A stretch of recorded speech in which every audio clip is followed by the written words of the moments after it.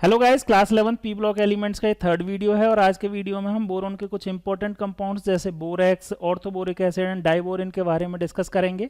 साथ ही ग्रुप 13 के एलिमेंट्स के यूजेस के बारे में भी इसी वीडियो में डिस्कस करेंगे। तो चलिए स्टार्ट करते हैं बोरेक्स से।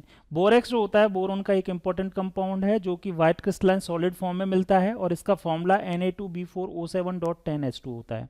इस फॉर्मूला को देख के ऐसा लगता है कि इसमें 10 वाटर के मॉलिक्यूल जो हैं वो क्रिस्टलाइन फॉर्म में हैं, लेकिन एक्चुअल में अगर इसके स्ट्रक्चर को देखेंगे तो उस स्ट्रक्चर में ओनली 8 H2O मॉलिक्यूल जो होते हैं वो ही क्रिस्टलाइन वाटर के फॉर्म में होते हैं। रिमेनिंग जो हैं वो यहाँ पे OH के फॉर्म में मिलते हैं, यानी कि इसका एक्चुअल स्ट्रक्चर, ये वाला स्ट्रक्चर जो है वो उसमें टेट्रा न्यूक्लियर यूनिट्स होती हैं। टेट्रा न्यूक्लियर यूनिट्स होती हैं, यानी कि इसका एक्चुअल जो फॉर्मूला है, इसका एक्चुअल फॉर्मूला होगा Na2B4O5OH होल 4 ये एंड डॉट 8H2, ये इसका एक्चुअल फॉर्मूला होगा। यानी कि इसका एक्चुअल स्ट्रक्चर जो है इसको आप बना के प्रैक्टिस कर सकते हैं, ये इसका एक्चुअल स्ट्रक्चर होगा। यहाँ पे दो सोडियम के जो एटम्स हैं वो अलग से यहाँ पे आपको दिखाई दे रहे हैं +2 के फॉर्म में। और अगर इसके एनाइन की बात करें तो एनाइन जो है वो क्या बन जाएगा आपका B4O5OH होल 4 -2। -2 क्यों है? एक बोरोन के ऊपर यहाँ पे -1 है और एक इस बोरोन के ऊपर -1 है, तो दो बोरोन के ऊपर -1 होके ओवरऑल -2 चार्जेस के ऊपर आ जाएगा। क्लियर है? अगर हम बोरेक्स को वाटर में डिसॉल्व करते हैं तो हमें वाटर का एल्कलाइन सॉल्यूशन मिलता है। क्यों मिलता है? इसका रीजन क्या है? क्योंकि बोरोन जब वाटर में डिसॉल्व करते हैं तो NaOH बनता है और साथ में H3BO3 यानी कि ऑर्थोबोरिक एसिड बनता है। ऑर्थोबोरिक एसिड को हम एक तरह से और लिखते हैं BOH होल 3, इस तरह से भी लिखते हैं। इससे देख के आपको कई बार कंफ्यूजन भी होता है कि ये जो है वो कोई एक बेस का फॉर्मूला, लेकिन ये एक्चुअल में ऑर्थोबोरिक एसिड का ही फॉर्मूला है जो कि एक वीक एसिड है। अब यहाँ पे वीक एसिड है और NaOH जो है वो एक स्ट्रॉन्ग बेस है, इसीलिए और बोरेक्स का जो एक्वा सॉल्यूशन जो होगा वो कैसे नेचर का होगा? एल्कलाइन होगा। बोरेक्स को अगर हीट करते हैं तो वाटर में ये H2O मॉलिक्यूल जो है वो क्या हो जाएंगे? लूज हो जाएंगे हीट करने पे, और इसका साइज जो होता है वो इंक्रीज हो जाता है, यानी कि ये साइज में इंक्रीज हो जाता है, स्वेल अप हो जाता है। लेकिन फर्दर अगर इसको हीट करते जाएंगे तो एक ट्रांसपेरेंट लिक्विड में कन्वर्ट हो जाता है, और जब ये ठंडा होता है, कूल होता है, तो ये सॉलिडिफाई हो जाता है और इससे एक ग्लास लाइक मटेरियल बनता है, ट्रांसपेरेंट ग्लास लाइक मटेरियल बनता है, जिसे हम क्या बोलते हैं? बोरेक्स बीड बोलते हैं। इसको क्या बोलते हैं? बोरेक्स बीड बोलते हैं। ये इंपॉर्टेंट बात है। बोरेक्स बीड जो है इसका यूज जो है वो हम ट्रांजिशन मेटल यानी कि डी ब्लॉक एलिमेंट्स हैं उनके टेस्ट के लिए भी करते हैं। ये जो मैंने अभी बताया वही यहाँ पर रिएक्शन लिख रहा है। जैसे बोरेक्स है, ये बोरेक्स को जब हम हीट करेंगे तो इसमें से क्रिस्टलाइन वाटर जो है वो रिमूव हो जाएगा और सोडियम मेटाबोरेट बनता है, और सोडियम मेटाबोरेट से यहाँ पे NaBO2 और B2O5 इन दोनों को, ये दोनों जो हैं वो क्या बनाते हैं? Borax bead. इसी को हम क्या बोलते हैं? बोरेक्स बीड बोलते हैं, है ना। बोरेक्स को हीट करते हैं तब तो इसमें क्या बनता है भाई? कलरलेस और ट्रांसपेरेंट बोरेक्स बीड बन जाता है।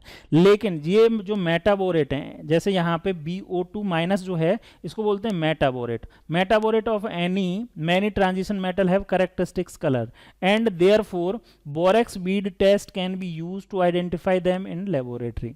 अब इस बीड टेस्ट से क्या किया जा सकता है? लेबोरेटरी में हम ट्रांजिशन मेटल्स को आइडेंटिफाई कर सकते हैं।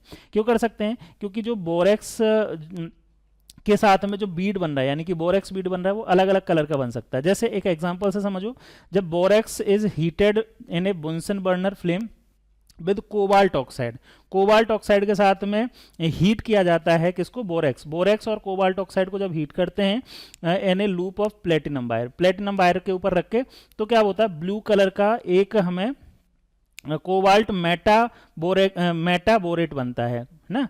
कोबाल्ट मेटाबोरेट बीड फॉर्म होती है जो इस तरह की होती है। आप इसको मैंने कलरफुल यहाँ पे एक डायग्राम बनाया दिया है। ये जो है वो क्या है?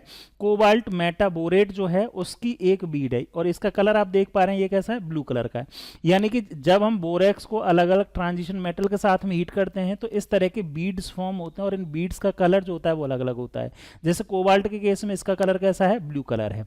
क्लियर? यहाँ पे और भी कलर हैं, जैसे यहाँ पे क्रोमियम के केस में आपको येलो रेड कलर का दिखेगा, मैंगनीज के केस में आपको वॉयलेट कलर का ये बोरेक्स बीड बनेगा, निकल के केस में ब्राउन कलर का, कॉपर के केस में ब्लू, और कोबाल्ट के केस में भी ब्लू, है ना। तो इस तरह के अलग अलग ट्रांजिशन मेटल्स जो हैं वो अलग अलग क्या करेंगे?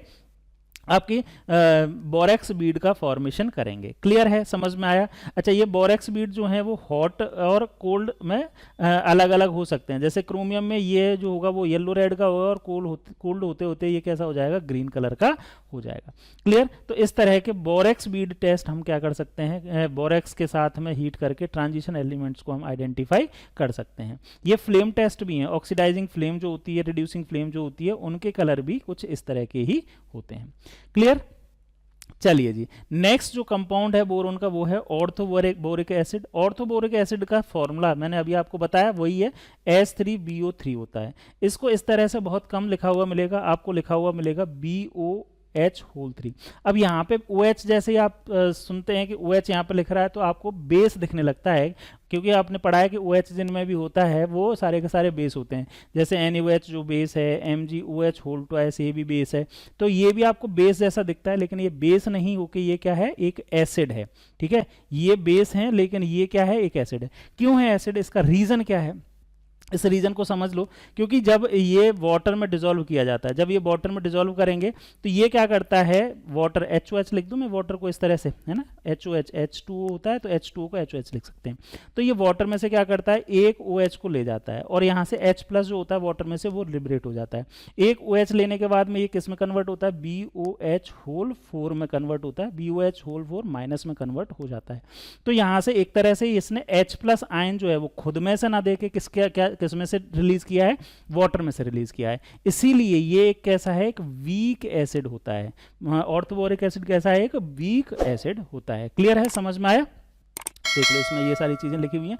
Orthoboric acid H3BO3 is a white crystalline solid with soapy touch. It is sparingly soluble in water. Water जो होता है, कोल्ड वाटर में स्पेरिंगली सॉल्यूबल मतलब थोड़ा सा सॉल्यूबल होता है, लेकिन अगर इसको हॉट वाटर में देखेंगे तो वो हाईली सॉल्यूबल मतलब कंप्लीट सॉल्यूबल हो जाता है।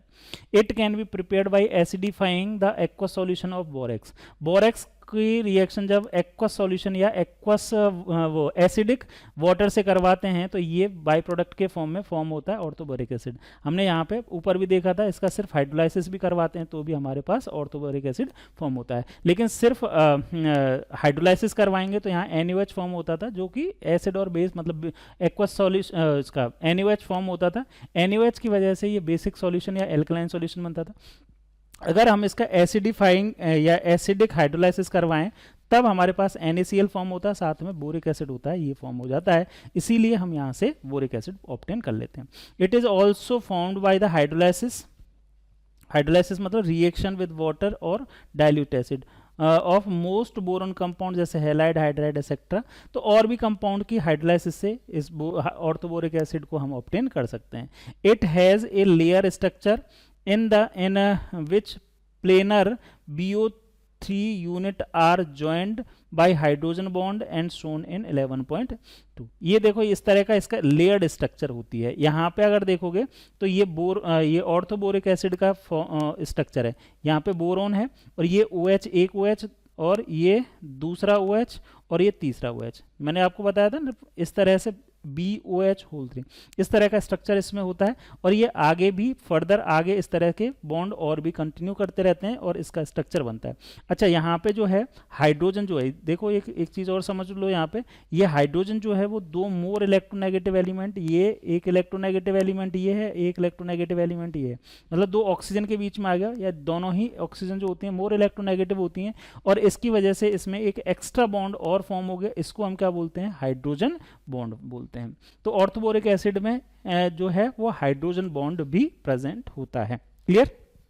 देखो आगे बात करें, boric acid is a weak monobasic acid. Monobasic का मतलब ये एक H प्लस रिलीज करता है, और मैंने आपको बताया था एक H प्लस भी कहाँ से रिलीज करता है, अपने आप में से नहीं रिलीज करता, ये एक H प्लस भी किस में से देता है, वाटर में से।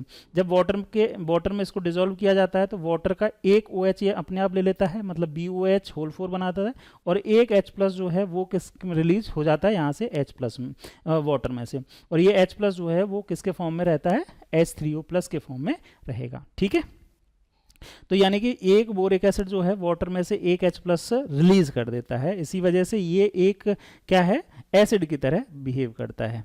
ठीक है, it is not a protonic acid, है ना, प्रोटोनिक का मतलब प्रोटोन डोनेट करने वाला एसिड नहीं है। H प्लस आयन जो डोनेट करते हैं उनको बोलते हैं प्रोटोनिक, लेकिन ये प्रोटोन डोनेट नहीं कर रहा है, खुद प्रोटोन डोनेट नहीं कर रहा है, खुद में से H प्लस आयन नहीं दे रहा है, but act as Lewis acid, Lewis acid की तरह एक्ट करता है क्योंकि OH माइनस को ही एक्सेप्ट करता है by accepting electron from the hydroxyl ion. Hydroxyl ion जो है उसके इलेक्ट्रॉन्स को एक्सेप्ट करता है, इसीलिए BOH होल 3 इसको हम क्या बोल सकते हैं, लुईस एसिड बोल सकते हैं। हम क्या बोल सकते हैं इसको, Lewis acid. On heating orthoboric acid above 370 kelvin form metaboric acid, जो मेटाबोरिक एसिड क्या होता है, HbO2, ठीक है, which on further heating yield a boric oxide B2O3, boric oxide. तो ये इसका हीटिंग का प्रोसेस है कि जब हम ऑर्थोबोरिक एसिड या बोरिक एसिड को जब हीट करते हैं तो ये इससे क्या बनता है, मेटाबोरिक एसिड बनता है, और मेटाबोरिक एसिड फर्दर हीट करके बोरिक ऑक्साइड में कन्वर्ट हो जाता है। ये इसका हीटिंग पैटर्न होता है। क्लियर। आगे नेक्स्ट हम बात करें, एक क्वेश्चन ये दे रखा है, ये इसका आंसर आपको मिल ही जाएगा। Why is boric acid considered है वीक एसिड, वीक एसिड क्यों है, अभी मैंने आपको बता ही दिया उसका answer, because it is not able to release H plus ions on its own, खुद में से नहीं रिलीज करता है, ये H प्लस में वाटर में से H प्लस आयन रिलीज करता है। It receive OH ion from the water molecule to complete its octet and in turn release H plus ion from water, water में से H प्लस आयन रिलीज करवाता है। Clear. तीसरा जो boron का compound है दैट इज डाइबोरन। डाइबोरन जो होता है वो BH3 है ना, बोरोन ट्राईहाइड्राइड या बोरोन हाइड्राइड जो है उसका डाइमर है। The simplest boron hydride known is diborane. It is prepared by heating boron trifluoride with lithium aluminium hydride in diethyl ether. ये बोरोन ट्राइफ्लोराइड जो है BF3 की रिएक्शन जब लिथियम एल्यूमिनियम हाइड्राइड है ना, एक गुड रिड्यूसिंग एजेंट है, इससे करवाते हैं तो हमें क्या मिलती है, डाइबोरिन ऑब्टेन होती है।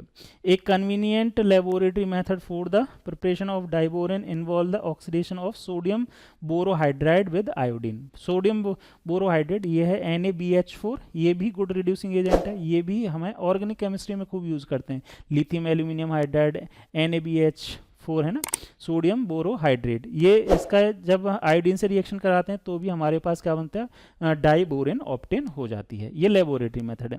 Diborane is produced on industrial scale by the reaction of BF3 with sodium hydride. जब सोडियम हाइड्राइड की रिएक्शन बोरोन ट्राइफ्लोराइड से करवाते हैं तो हमें डाइबोरिन ऑब्टेन होता है। ये इंडस्ट्रियल मेथड है, ये this is industrial method. Diborane is a colourless, अब इसकी प्रॉपर्टीज, ठीक है, colourless highly toxic gas with BP boiling point 180 Kelvin. Diborin catches fire spontaneously upon exposure on air. तो ये कलरलेस है, टॉक्सिक गैस है, बॉइलिंग पॉइंट बहुत कम है, 180 केल्विन है, साथ में ये जैसे एयर में इसको एक्सपोज करेंगे तो ये तुरंत ही क्या कर लेगी, फायर कैच कर लेगी। It burn in oxygen releasing an enormous amount of energy. जब ये ऑक्सीजन के साथ में रिएक्शन करती है तो बहुत हाई एक्सोथर्मिक रिएक्शन होती है, बहुत ज़्यादा अमाउंट में क्या करती है, एनर्जी रिलीज करती है, ठीक है, इसीलिए ये तुरंत ही फायर कैच कर लेती है। Most of the higher boranes are also spontaneously flammable in air. Boranes are readily hydrolysed by water to give boric acid.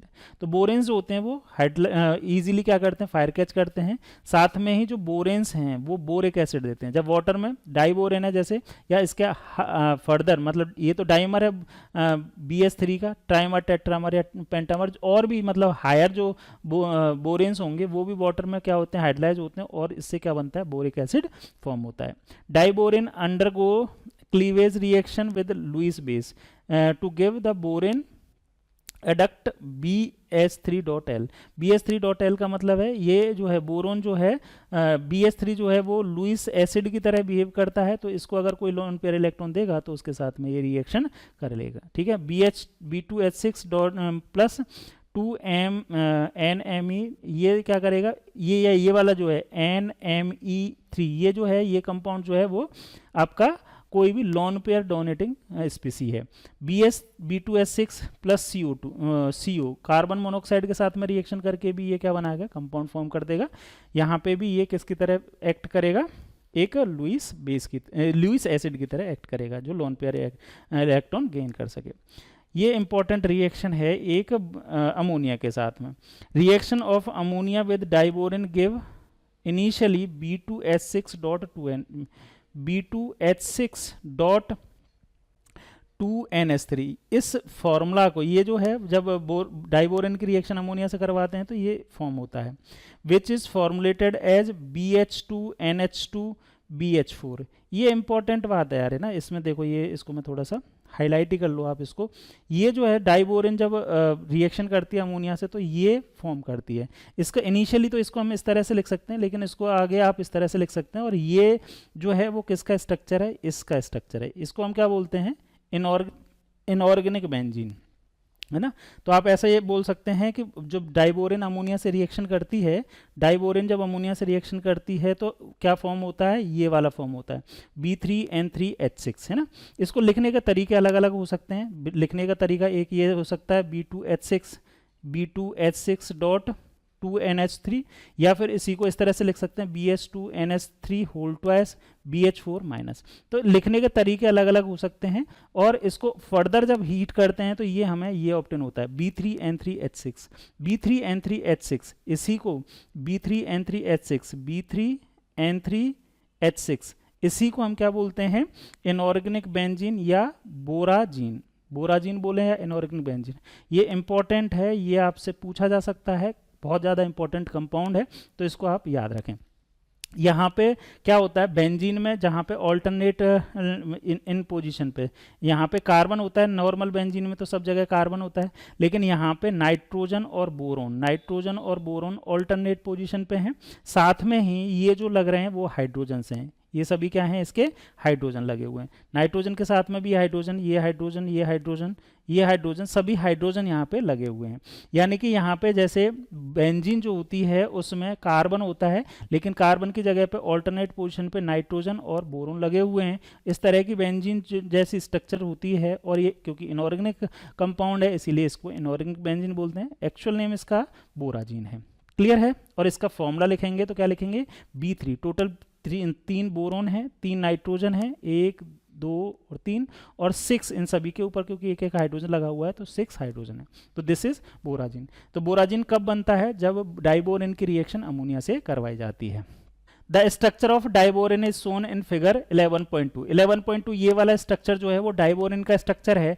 इस डाइबोरिन के स्ट्रक्चर में अगर आप देखोगे तो 2 BH3 यूनिट्स हैं, और 2 BH3 यूनिट्स जो हैं इनमें बोरोन और हाइड्रोजन बॉन्ड है। इनमें बोरोन और हाइड्रोजन बॉन्ड को समझिए। बोरोन और हाइड्रोजन बॉन्ड्स जो हैं वो 2 तरह के बॉन्ड्स हैं। यहाँ पे एक हाइड्रोजन ये है, एक हाइड्रोजन ये है, 2 हाइड्रोजन और 2 हाइड्रोजन इधर की साइड में, इनको हम बोल रहे हैं टर्मिनल हाइड्रोजन। जबकि ये वाले जो हाइड्रोजन बीच में है इनको हम बोलते हैं ब्रिजिंग हाइड्रोजन। टर्मिनल हाइड्रोजन का मतलब जो कॉर्नर्स में है उन हाइड्रोजन को टर्मिनल हाइड्रोजन बोलेंगे, और जो बीच में है ब्रिज बना रहे हैं, जो कनेक्ट कर रहे हैं 2 मोनोमर यूनिट्स को, उनको हम बोलते हैं ब्रिजिंग हाइड्रोजन। तो यहाँ पे ये जो हैं 4 जो टर्मिनल हाइड्रोजन, 4 टर्मिनल हाइड्रोजन कौन से, एक ये हाइड्रोजन फर्स्ट, सेकंड, थर्ड और फोर्थ, ये 4 हाइड्रोजन और 2 बोरोन जो हैं वो तो एक ही प्लेन में हैं। जबकि यहाँ पे जो ये कौन से ब्रिजिंग हाइड्रोजन, एक ये और एक ये ब्रिजिंग हाइड्रोजन जो है वो इसके प्लेन के ऊपर है, और ये प्लेन के ऊपर है, और ये प्लेन के नीचे है। तो इस तरह का यहाँ पे स्ट्रक्चर है। साथ में ही एक चीज़ और समझते हैं यहाँ पे, इसको मैं एक बार हटा देता हूँ, दोबारा एक चीज़ और समझते हैं। यहाँ पे जो बॉन्ड्स हैं इस स्ट्रक्चर में, बोरोन हाइड्रोजन बॉन्ड, इस तरह से ये बोरोन हाइड्रोजन बॉन्ड, ये बोरोन हाइड्रोजन बॉन्ड, यहाँ पे 4 बोरोन हाइड्रोजन बॉन्ड तो एक तरह के हैं। जबकि यहाँ पे ये वाले हाइड्रोजन बॉन्ड है, boron hydrogen, 4 boron hydrogen bond एक तरह के हैं। समझना इसमें, ये जो बॉन्ड्स हैं कौन से वाले, ये जो बॉन्ड्स हैं जो बोरोन हाइड्रोजन बॉन्ड टर्मिनल्स वाले हैं, इनको हम बोलते हैं 2 centre 2 electron bond. 2 centre 2 electron का मतलब क्या है, देखो यहाँ पे अगर देखें तो यहाँ पे एक इलेक्ट्रॉन जो है, हाइड्रोजन का एक इलेक्ट्रॉन जो है इस बोरोन के एक इलेक्ट्रॉन के साथ में कंबाइन कर रहा है, तो यहाँ पे 2 इलेक्ट्रॉन इन्वॉल्व हैं। सेम यहाँ पे भी 2 इलेक्ट्रॉन इन्वॉल्व हैं।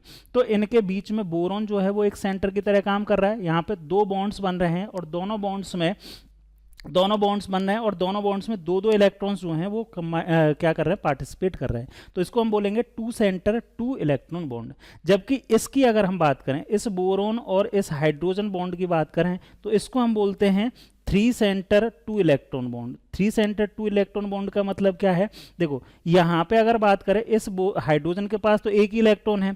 अब ये हाइड्रोजन जो है वो एक बार तो इस बोरोन के साथ में बॉन्ड बनाएगा, तो एक बार बोरोन जब इसके साथ में बॉन्ड बना रहा होगा तो इस बोरोन के साथ में बॉन्ड नहीं बना रहा होगा।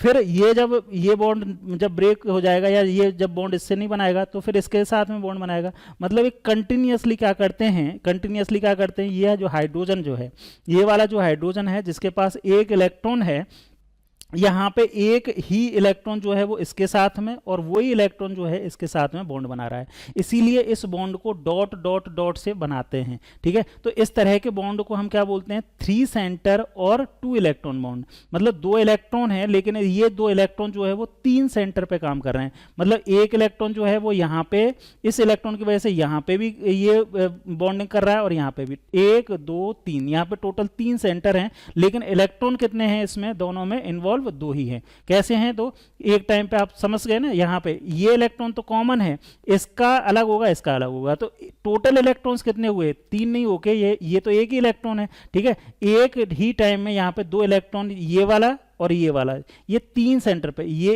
एक इलेक्ट्रॉन जो है हाइड्रोजन का वो 2 अलग अलग सेंटर्स पे काम कर रहा है। तो टोटल कितने सेंटर्स हो गए हाइड्रोजन के? 3 सेंटर। हाइड्रोजन एक सेंटर, दूसरा सेंटर और 3 सेंटर, टोटल यहाँ पे 2 इलेक्ट्रॉन ही एक बार में इन्वॉल्व हो रहे हैं, इसीलिए इसको 3 सेंटर एंड 2 इलेक्ट्रॉन बॉन्ड कहा जाता है। क्लियर है? आगे हम बात करते हैं boron also form a series of hydridoborate, the most important one of the tetrahedral BH4 ये फॉर्म कर सकता है। Tetrahydroborate of several metal are known, lithium and sodium tetrahydroborate also known as borohydrides are prepared by the reaction of metal hydride with B2S6 diboron with ether in ether. ठीक है, तो इसमें reaction कैसे होती है? देखो यहाँ पे मेटल हाइड्राइड की रिएक्शन जब हम डाइबोरिन से करवाते हैं तो यहाँ पे ये BH4 फॉर्म होता है। मेटल में यहाँ पे क्या ले सकते हैं? यहाँ पे ये मेटल जो होगा वो लिथियम या फिर सोडियम हो सकता है। क्लियर? अच्छा, एक डाइबोरिन का यहाँ पे एक स्ट्रक्चर ये और है, बड़ा इंपॉर्टेंट है, और ये पूरी की पूरी ये लाइन लिख रही है, ये भी बहुत इंपॉर्टेंट है। एक एक बात समझ लीजिए इसमें। देखो जो मैंने अभी बात बताई थी वही सारी की सारी बातें हैं, है ना। इसमें लिखी हुई है बॉन्डिंग इन डाइबोरिन। डाइबोरिन में बॉन्डिंग किस तरह से? Each boron atom uses sp3 hybrid for bonding. यहाँ पे अगर देखेंगे इस बोरोन के कितने बॉन्ड बनना है? अपरेंटली 4 बॉन्ड्स बन रहे हैं। इस बोरोन के देखो 1 2 3 और 4 बॉन्ड बनना है, तो इसका हाइब्रिडाइजेशन हम क्या बोलेंगे? sp3। ये डाइबोरिन है तभी बन पा रहे हैं, है ना, क्योंकि यहाँ पे ये वाले हाइड्रोजन जो हैं वो क्या कर रहे हैं? इसके इलेक्ट्रॉन्स जो हैं वो दोनों बोरोन के साथ में बॉन्ड फॉर्म कर रहे हैं, इसलिए। लेकिन अगर BH3 ही होता तो इसका हाइब्रिडाइजेशन sp3 नहीं होता। ठीक, okay. Hybrid on each boron atom, one is the without an electron shown in broken line. यहाँ पे हमने पहले भी देखा था ब्रोकन लाइन से ये वाला जो बॉन्ड है, कौन सा वाला? ये वाला बोरोन और हाइड्रोजन के बीच में जो ब्रिज बॉन्ड है, ये हमने कैसे लिखा है? ब्रोकन लाइन से लिखा हुआ है। The terminal BH bond are normal 2 centre 2 electron bond, but the 2 bridge bond are 3 centre and 2 electron bonds. The 3 center 2 electron bridge bond is also referred as banana bond। इसको important है, बनाना bond के नाम से पूछा जाता है। क्यों बोला जाता है? 3 सेंटर 2 इलेक्ट्रॉन बॉन्ड जो होता है इसको हम बनाना बॉन्ड बोलते हैं। देखो यहाँ पे इस तरह से ये बनाया हुआ भी है, ये जो है बनाना लाइक स्ट्रक्चर बन जाता है। यहाँ पे हाइड्रोजन है और ये दोनों ये हैं, और यहाँ पे भी एक बनाना बॉन्ड जैसा स्ट्रक्चर, बनाना लाइक स्ट्रक्चर बन जाता है, इसीलिए इसको हम क्या बोलते हैं? बनाना बॉन्ड। ठीक है, बनाना बॉन्ड जो होता है वो कैसा होता है? 3 सेंटर्ड 2 इलेक्ट्रॉन बॉन्ड होता है। मतलब इसके 3 एटम पार्टिसिपेट कर रहे हैं, लेकिन इलेक्ट्रॉन जो होंगे वो एक बार में 2 ही इलेक्ट्रॉन पार्टिसिपेट कर रहे होंगे। क्लियर है? ये समझ में आ गया आपको? both lithium borohydride and sodium borohydride are used as reducing agent in organic synthesis.